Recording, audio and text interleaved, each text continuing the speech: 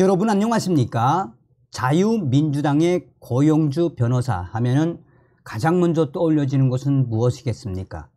문재인 공산주의자, 대법원 무죄 판결까지 받아냈던 이 시대의 가장 훌륭한 거장, 그뿐이겠습니까? 고용주 변호사와 자유민주당 얼마나 솔선수범 행동을 하고 있습니까?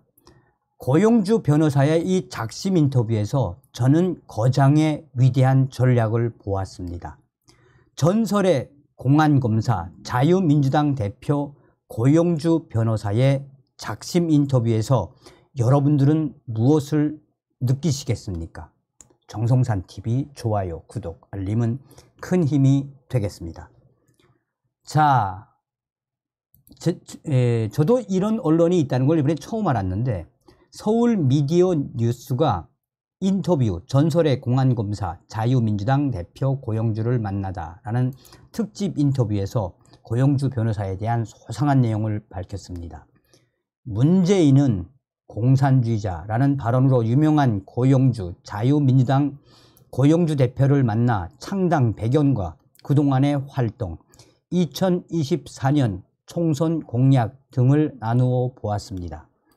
최정미 기자는 고용주 대표에게 국민들에게 고용주하면 문재인 전 대통령에게 공산주의자라고 발언했다가 고소당한 것으로 많이 알려져 있습니다. 최근 대법원 파기환송심에서도 승소해서 문재인을 공산주의자라고 마음껏 부를 수 있게 되었습니다. 그런데 공안검사 출신이 갑자기 자유민주당을 왜 창당하신 겁니까? 이에 고용주 대표는 2020년 4월 15일 총선이 끝나고 우리 같은 태극기 애국 세력은 더불어민주당이 이기도록 놔둘 수 없잖아요. 태극기 세력은 총선에서 당연히 현재 국민의힘을 도왔지요. 그런데 더불어민주당의 금권 선거로 인해서 총선에서 패배하였습니다. 총선 4월 전에 코로나 위로금이라는 명목으로 각 가정에 100만 원씩 뿌렸습니다. 우리나라 사람들은 고무신만 받아도 찍어주는데 각 가정에 100만 원씩 돌리면 엄청난 거 아닙니까? 또 당시 국민의힘은 자기들이 선거에 이긴다고 공천을 마음대로 했었습니다. 자기 지역에서 텃밭을 닦아놓은 사람을 다른 지역으로 옮겨서 공천을 주고 더불어민주당은 금권 선거를 하니 질 수밖에 없지요. 그런데 국민의힘에서 자기들의 잘못은 전혀 없고 태극기 극우 세력 때문에 졌다고 태극기 집회에 나온 애국 세력들에게 화살을 돌렸습니다. 그때 다들 분노해서 약 300여 명이 모여서 회의를 했습니다. 우리가 한 10만 명 정도 국민의힘의 당원으로 가입해서 국민의힘을 바로 세워볼까 하고 회의를 했지만 그것은 불가능한 일이라는 결론을 얻었습니다. 최종 결론이 우리도 대한정당을 만들어야 한다라는 것이었습니다. 광화문 태극기 집회에 나오는 큰 단체 12개가 모여서 당을 만든 것이 저희 자유민주당의 모태입니다.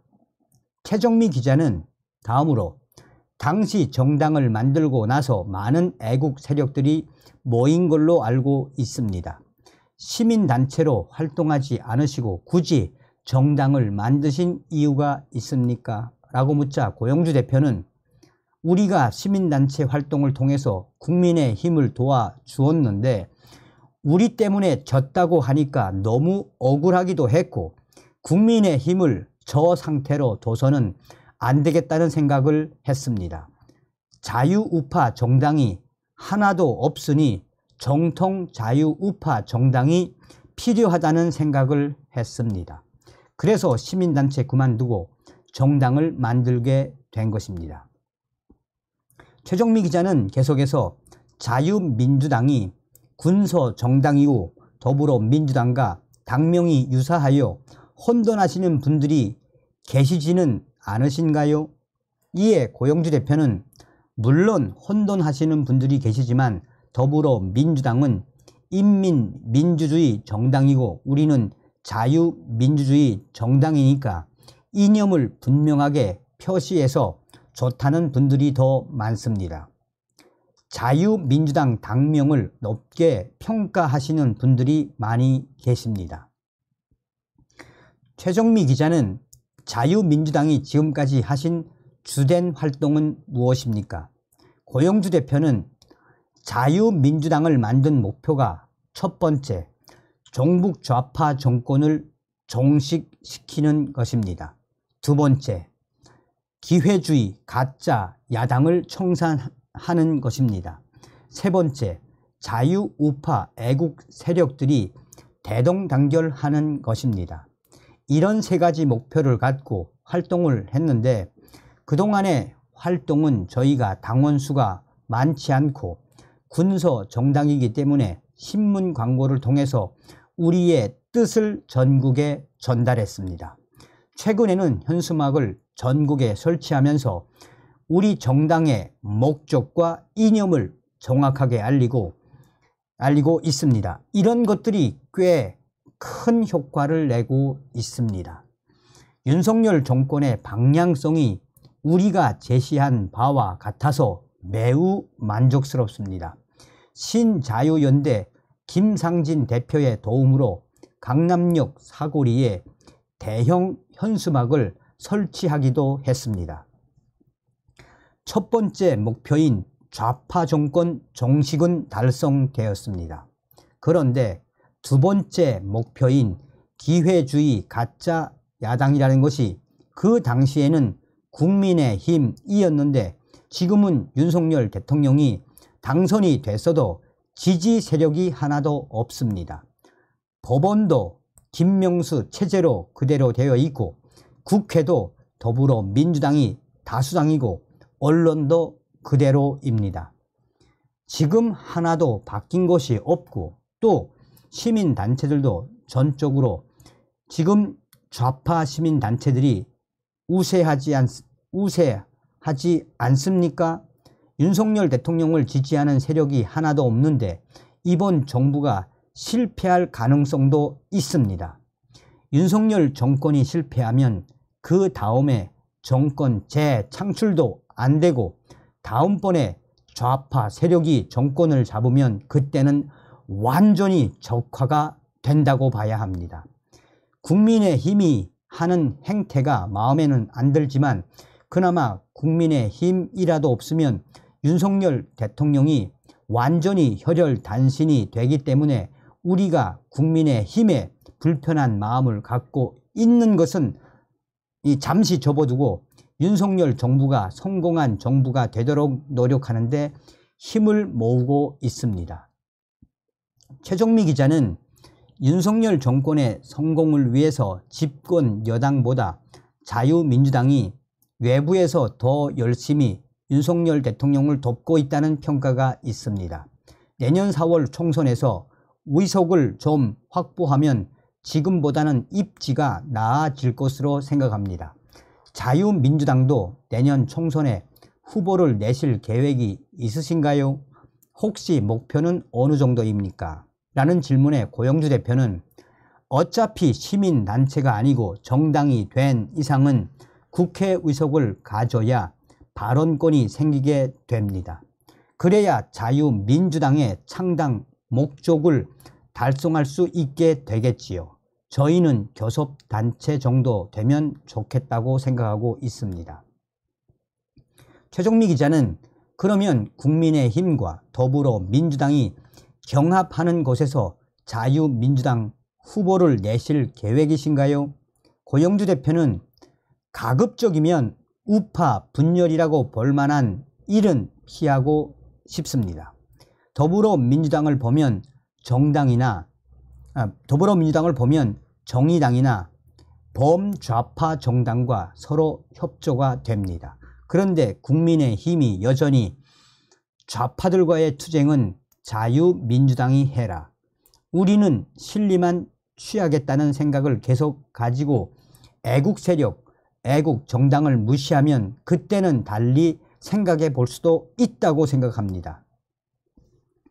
최종미 기자는 자유민주당의 총선 공약을 23개나 발표하셨던데 어떤 게 있습니까?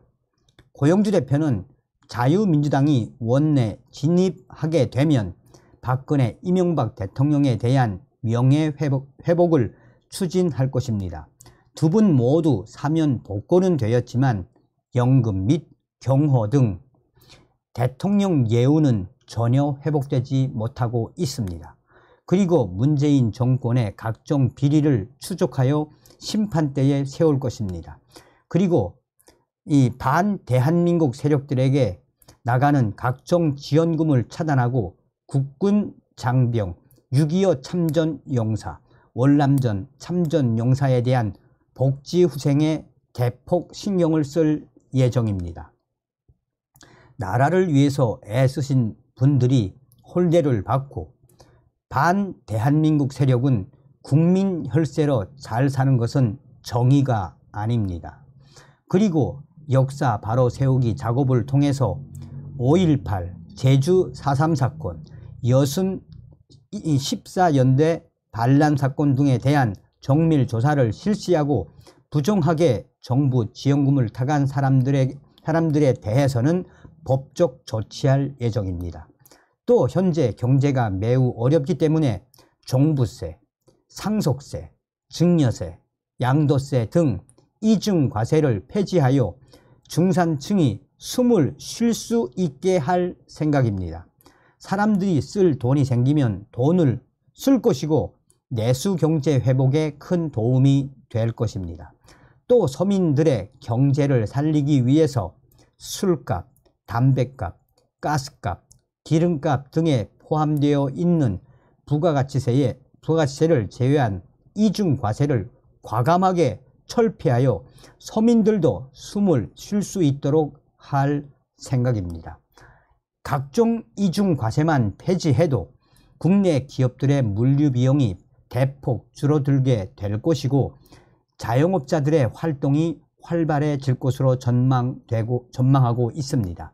각종 세금, 공공요금, 준조세, 물가가 동시다발적으로 인상되다 보니 국민들이 쓸 돈이 없어서 돈을 쓰지 못하고 돈이 돌지 않으니 내수 경제가 무너지는 부작용이 있습니다.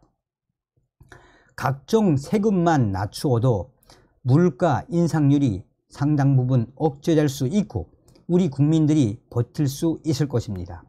또 현행 최고 세율 24%인 법인세를 1단계로 20%까지 낮추고 2단계로 15%까지 낮춰서 탈중국하는 기업들을 국내에 많이 유치하고 해외로 나갔던 기업들을 모두 국내로 불러들일 계획입니다. 또 법인세가 내려가면 국내 기업들도 투자하게 될 것이므로 내수 경제에 돈이 풀리고 일자리가 늘어나는 효과가 있을 것으로 전망하고 있습니다. 중국의 부동산 거품이 꺼지게 되면 큰 충격이 우리 경제에 닥칠 것인데 감세 정책을 통해서 우리 기업과 국민들이 버틸 수 있도록 준비할 필요가 있습니다. 또 정치 개혁과 국회 개혁을 위해서 국회의원 세비는 절반만 받고 나머지는 반납할 것이며 보좌진도 총 9명 중 5명만 채용할 예정입니다. 인터넷에서 자유민주당 총선 공약으로 검색하시면 자세한 공약 23가지를 보실 수 있습니다.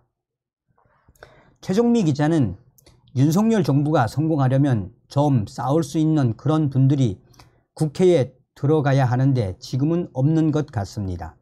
윤석열 정부에서 가장 잘하고 있는 분야를 꼽으라면 어떤 것이 있는지요? 이에 고영주 대표는 지금까지는 국민의힘에서 보수 대통령이 나와도 이념을 분명하게 하는 것을 주저했습니다.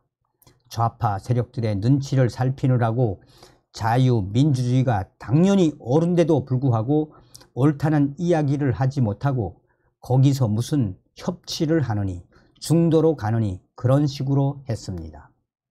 공산주의가 분명히 나쁜데도 불구하고 또 저 사람들이 공산주의자인 것을 알면서도 일부러 그 사람들을 진보라고 표시를 해주고 그런 식으로 흐리멍텅한 자세를 취해왔는데 윤석열 대통령은 더불어민주당에게 너희들의 실체가 반국가 세력이다 라는 것을 분명하게 말해준 것이 가장 잘한 일입니다.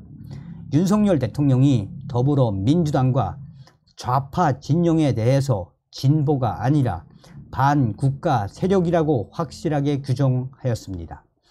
저 사람들이 지금까지 자신들이 민주화 운동을 한 것처럼 국민을 속였는데 그것이 자유민주주의를 쟁취하기 위한 민주화 운동이 아니고 북한식 인민민주주의 운동을 한 것이며 반국가적인 활동을 한 것이라는 점을 윤석열 대통령이 분명하게 말함에 따라서 저들이 마음 놓고 반국가적인 활동을 하지 못하도록 제동을 걸어준 것은 지금까지 아무도 하지 못한 큰 업적이라고 생각합니다. 최정미 기자는 윤석열 대통령의 5.18 관련 발언에 대해서 실망하시는 분들이 많이 계십니다. 이 부분을 어떻게 봐야 하겠습니까? 이에 고영주 대표는 윤석열 대통령이 정치를 처음 하다 보니까 국민의힘에서 주는 공약을 그대로 발표했는데 지금은 잘못되었다는 것을 느끼고 있을 것입니다. 최정미 기자는 5.18 관련해서는 자유민주당에서 5.18의 진실을 알리고자 현수막도 많이 거시는 등 활동을 많이 하셨는데 내년 총선에서 또 5.18 관련 문제가 큰 쟁점이 될 것입니다. 5.18 관련한 자유민주당의 공식 입장은 어떻습니까? 라고 묻자 고영주 대표는 5.18은 이미 일어난 역사적 사실이기 때문에 거기에 대해서 지금 우리가 새롭게 규정하는 것은 아니고 5.18에 대한 정당한 재평가를 해야 되겠지요. 현재의 5.18에 대한 평가가 정당한 평가인지에 대해서 조사를 하고 있는데 아직 조사가 안 끝났습니다. 아직 조사가 안 끝난 상태에서 5.18 정신을 어떻게 하겠다라는 등의 발언은 조심할 필요가 있습니다. 현재 5.18 진상조사위원회가 열리고 있는데 내년 6월쯤 되면 조사 결과 보고서가 나올 겁니다. 그럼 그 결과 보고서를 보고 거기에 대해서 이제 합당한 예우를 해야 할 것입니다. 그러나 5.18 관련 이미 공소시효가 끝난 것을 소급 입법을 했다든지 또 5.18에 대해서 나쁜 평가를 하면 처벌하는 등은 자유민주주의 법 체제 하에서 있어서는 안 되는 일이기에 바로 잡아야 할 것입니다. 진상조사가 제대로 되면 억울한 피해자들이 구제를 받을 수 있게 될 것입니다. 5.18 관련 진실이 진상조사를 통해서 밝혀지게 되면 제주 4.3 등에 대한 진실도 밝혀지게 될 것입니다. 최근 광주에서 정율성 공원을 국민 혈세로 건설하려는 점에 대해서도 자유민주당에서 제동을 많이 걸고 있는 것으로 알고 있습니다. 5.18에 대한 진상조사를 생략하고 그냥 무조건 과도한 명예와 보상을 하는 바람에 제주 4.3 여순 사건 등에 대해서도 따지지도 않고 과도한 특혜를 주도록 되어 있습니다. 여수 순천에서 일어난 제14연대 반란 사건에 대해서도 과도한 보상을 하고 있고 이제는 조선 말기인 1894년에 일어난 동학농민혁명까지 보상하겠다고 합니다. 이런 것을 보면 공산주의에 대항해서 싸운 우리 국군이나 이런 사람들이 잘못된 것처럼 되어 있습니다. 반면 공산 정권을 도운 정율성, 김원봉, 홍범도 등과 같은 사람들은 좋은 사람으로 되어 있습니다. 이미 오래전에 무너진 공산 정권의 충성 맹세를 했었던 사람들을 새삼스럽게 칭송하고자 하는 것은 무슨 의도가 있다는 생각이 듭니다. 최정미 기자는 윤석열 대통령이 이런 이념 부분에 있어서 확실하게 하셔서 마음에 든다는 말씀이신가요? 라고 하자 고영주 대표는 외교 안보 부분에서 이념 문제를 확실하게 짚고 넘어가고 있습니다. 또 포퓰리즘에 휩쓸리지 않고 인기가 없더라도 국가 재정을 확실하게 만들어서 후세들한테 부담을 지우지 않겠다고 천명한 점도 매우 마음에 듭니다. 최정미 기자는 앞 질문에 이어 부족한 부분은 어떤 부분이라고 생각하십니까? 이에 고영주 대표는 윤석열 대통령은 이념 문제에 대해서 확실하게 정리했는데 국민의힘이나 대통령 참모들 중에는 중도를 외치는 분들이 많아서 대통령을 힘들게 하고 있습니다. 이를테면 제주 4.3 사건에 대해서도 분명하게 해주지 못하는 것을 보면 윤 대통령의 방침은 제대로 섰지만 참모들이 현실에 적용을 제대로 못하는 것 같습니다. 자, 최정미 기자는 대통령 주변 참모들을 잘 정리해야 하겠군요. 윤석열 대통령이 포퓰리즘 정책을 펼치지 않는 점에 대해서 잘하고 있다고 하셨습니다. 그러나 정당은 표를 얻기 위해서 막 퍼주기를 좀 해야 되는 것은 아닌지요. 이에 대해 고영주 대표는 좌파 정당은 그냥 지금 나눠 갖고 당장 쓰고 보자는 식입니다. 우파 정당은 국가의 미래를 살피는 일을 합니다. 그런데 국민의힘을 보면 저것이 과연 우파 정당이 맞는지 잘 모르겠습니다. 국민의힘은 이념하고 상관없이 그냥 국회의원 당선만 되면 된다라는 생각을 가진 사람들이 아닌가 하는 의심이 듭니다. 최정미 기자는 요즘 많은 사람들이 깨어나고 있습니다. 종교에 계셨던 분들도 굉장히 많이 깨어나셨고 정치에 관심을 갖는 분들도 많이 늘고 있습니다. 예전에는 공산주의가 어디 있어요? 이랬던 친구들이 고영주 대표님의 활동을 보고 많이 깨어나고 있습니다. 내년 총선을 통해서 악법들을 다시 되돌려야 할 것이 꽤 많이 있습니다. 국민의힘이 이념을 확고하게 정립하면 좀 양보하시고 같이 협치를 좀 하실 생각은 없으신지요? 고영주 대표는 더불어민주당이 이념은 안 좋은 정당이지만 정당으로서 행태는 상당히 바람직한 행태를 보이고 있습니다. 시민단체와 협조해서 항상 연대하고 시민단체에서 성과를 보인 사람들을 정당에 받아들여서 정치인으로 키우거나 적당한 공직을 맡기고 있습니다. 그러면서 끊임없이 후계자들을 키우고 있습니다.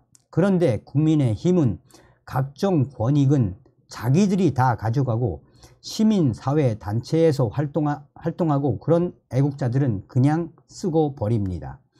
국민의힘이 더불어민주당처럼 시민사회단체와 적절한 협력 관계를 가졌더라면 우리가 애초에 자유민주당을 만들 필요가 없었을 것입니다.